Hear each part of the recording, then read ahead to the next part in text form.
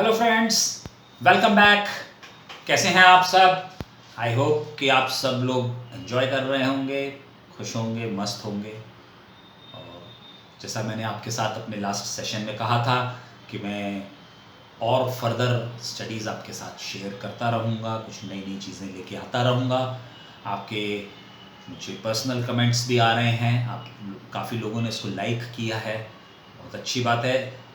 मैं इससे बहुत प्रसन्न हूँ कि आप सब लोगों को मेरा वर्क पसंद आ रहा है। मैं और कोशिश करूँगा कि इसमें हार्ड वर्क अपना और लगा सकूँ और इन्फॉर्मेटिव इसके लिए लगा सकूँ, आपको दूँ।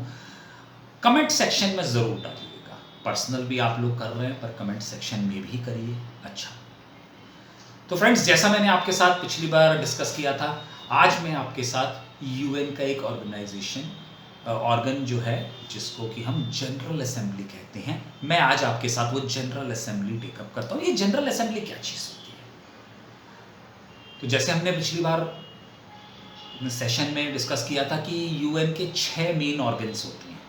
उसमें सबसे पहला हमने डिस्कस करा था जनरल असेंबली।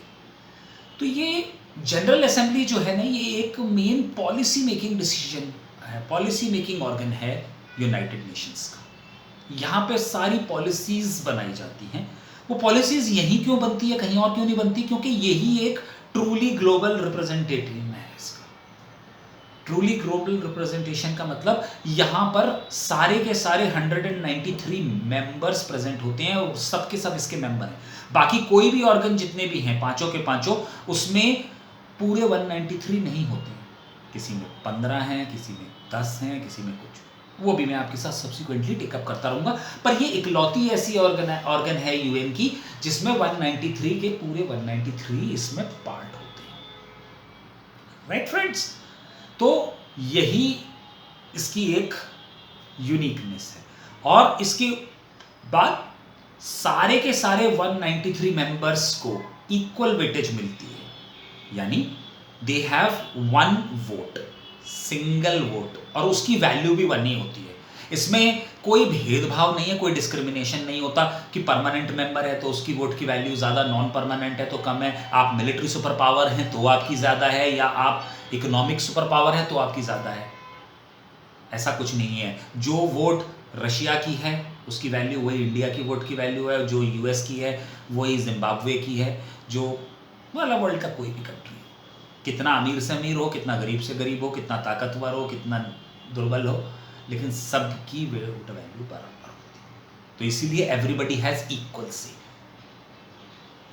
अब बात करते हैं कि अगर जैसे हमने डिस्कस करा कि भाई मेन पॉलिसी मेकिंग बॉडी है, ये सब कुछ डिसीजंस ले रही है, तो ये रोल क्या प्ले करती है? भाई ये डिसीजन मेकिंग जो हो रहा है वो क्या हो रहा है, ये क्या डिसीजंस लेती है?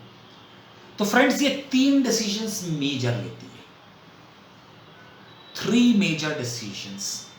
पहला होता है इसका अपॉइंटमेंट ऑफ सेक्रेटरी जनरल, और ये अपॉइंटमेंट ऑफ सेक्रेटरी जनरल जो ये करते हैं, that is based on the recommendations of security council. तो जैसा हमने पिछली अपनी सेशन में भी आपके साथ डिस्कस करा था, सेक्रेटरी जनरल जो होते हैं वो सेक्रेटेरिएट के हेड होते हैं और यूएन के सारे वर्क को कोऑर्डिनेट करते हैं। बहुत इंपॉर्टेंट ओहदा होता है। तो यहां पर इनको पास करना है, इनको बनाना है, किसको बनाना है वो ये डिसाइड करते हैं। रिकमेंडेशंस आती हैं इनके पास कुछ नाम की सिक्योरिटी काउंसिल से, ये उसके ऊपर बैठ करके अपना रेजोल्यूशन पास करते हैं, और जब ये मेजॉरिटी से पास हो जाता है तो ही उस व्यक्ति को यूएन का सेक्रेटरी जनरल बनाया जाता है। दूसरा काम इनका क्या होता है? दूसरा काम होता है इनका, ये इलेक्ट करते हैं non permanent members to the security council.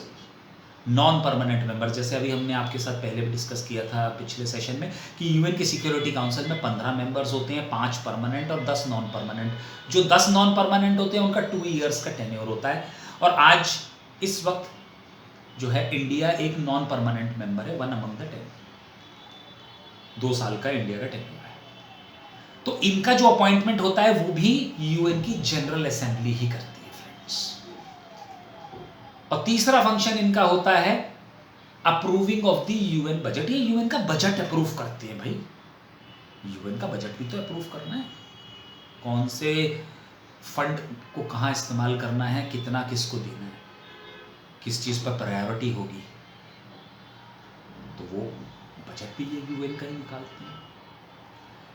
इन 3 के बाद फंक्शंस के बाद अगर हम देखेंगे तो इनका फंक्शनिंग होता किस तरह से है, ये किस तरह से मिलते हैं, किस तरह से ये अपने फंक्शंस को आगे बढ़ाते हैं, कैसे काम करते हैं। तो फ्रेंड्स ये साल में एक बार तो एटलीस्ट मिलते ही मिलते हैं, एटलीस्ट वंस एवरी ईयर। और ये कब मिलते हैं? ये सितंबर से लेकर दिसंबर के बीच में मिलते हैं। सितंबर अक्टूबर में, क्योंकि इनका सेशन इसी वक्त होता है। यूएन का फॉर्मेशन 24 अक्टूबर 1945 को हुआ था, जैसे हमने लास्ट सेशन में भी डिस्कस करा था आपके साथ। तो ये उस टाइम तो मिलते ही मिलते हैं। तो हर साल सितंबर में इनकी मीटिंग से स्टार्ट होती है और ये सारी की सारी मीटिंग न्यूयॉर्क में ही होती है। यूएन हेडक्वार्टर में एक यूएन असेंबली का हॉल है, ये वही मिलते हैं हर साल। यहाँ पर एक बड़ा रोचक तथ्य है जो आपको बताना चाहिए, वही मैं बताना चाहूँगा। वो ये है कि जो फर्स्ट टाइम ये मिले थे तो ये न्यूयॉर्क में नहीं मिले थे, ये लंदन में मिले थे। इनकी फर्स्ट मीटिंग लंदन में हुई थी, वेस्टमिनिस्टर में। उसके बाद से ये हर बार न्यूयॉर्क में ही मिल रहे हैं, राइट। तो चलिए आगे बढ़ते हैं। फिर ये जैसा मैंने आपके साथ डिस्कस करा, ये हर साल एक बार ज़रूर मुलाकात करते हैं, सितंबर, अक्टूबर, नवंबर, दिसंबर में। और जो पहला काम ये इनका होता है, जो फर्स्ट काम इनका हमेशा होता है, the first work is to elect a new president of the UN general assembly. UN general assembly का जो प्रेसिडेंट होता है वो उसका 1 साल का टेन्योर होता है। स्टार्टिंग में ही जब ये मुलाकात का ईयर में स्टार्ट होता है तो ये बैठ जाते हैं और ये 1 साल का अपना टेन्योर पूरा करते हैं। सारा डे टू डे फंक्शनिंग इस जनरल असेंबली का, जो भी कुछ इनके पास कामकाज होते हैं, ये सारे के सारे उसको परफॉर्म करते हैं। यूएन की जो मीटिंग्स होती हैं वो जैसा साल में एक बार जैसे प्री डिसाइडेड तो होता ही है, लेकिन ये इमरजेंसी में भी मीटिंग कर सकता है। तो 24 घंटे के नोटिस में इसका एक स्पेशल सेशन या इमरजेंसी सेशन कॉल किया जा सकता है।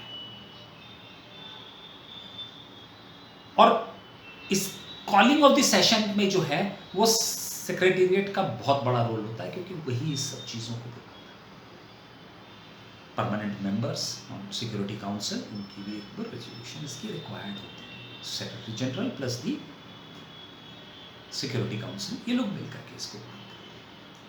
यूएन में जो सिटिंग पैटर्न होता है, जनरल असेंबली में जो सिटिंग पैटर्न होता है, जिस क्रम से ये लोग बैठेंगे सारे के सारे मेंबर कंट्री, वो हर साल चेंज होता है, कभी भी यूनिक नहीं होता है, कभी भी मतलब हर साल यूनिक होता है, कभी भी सेम पैटर्न नहीं होता है। एक कंट्री को हर बार फर्स्ट स्लॉट मिलता है, अगली बार बढ़ जाता है वहां से, और उसके बाद के जितने भी कंट्रीज हैं वो सब अल्फाबेटिकली ऑर्डर में बैठते हैं।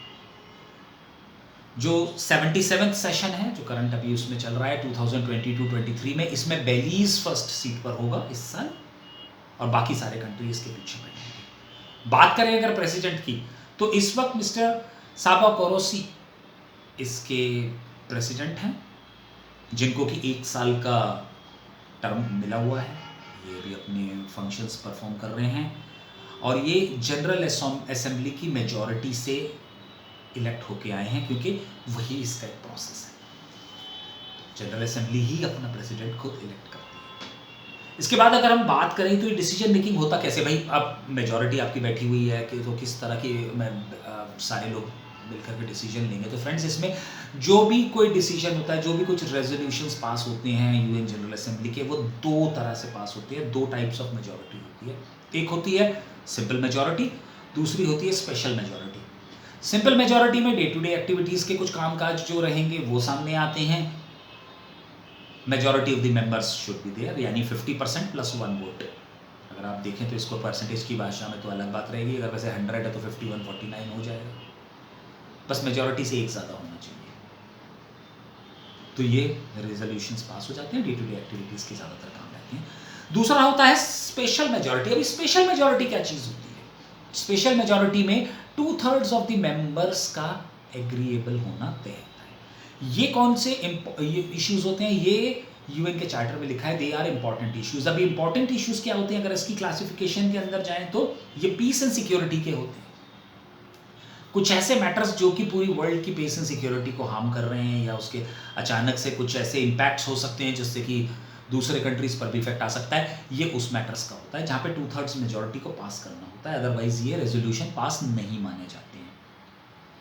किसी नए मेंबर का induction into the general assembly, अगर कोई नया कंट्री फॉर्म हुआ है, कोई एक कंट्री ब्रेक हो गया है या कोई रिपब्लिक अपने आप को नया क्लेम कर रहा है, तो उसको जब मेंबर बनाना है यहाँ का फ्रेंड्स, तो यूएन की जनरल असेंबली स्पेशल सेशन से पास करती है। तो इंडक्शन ऑफ न्यू मेंबर भी है।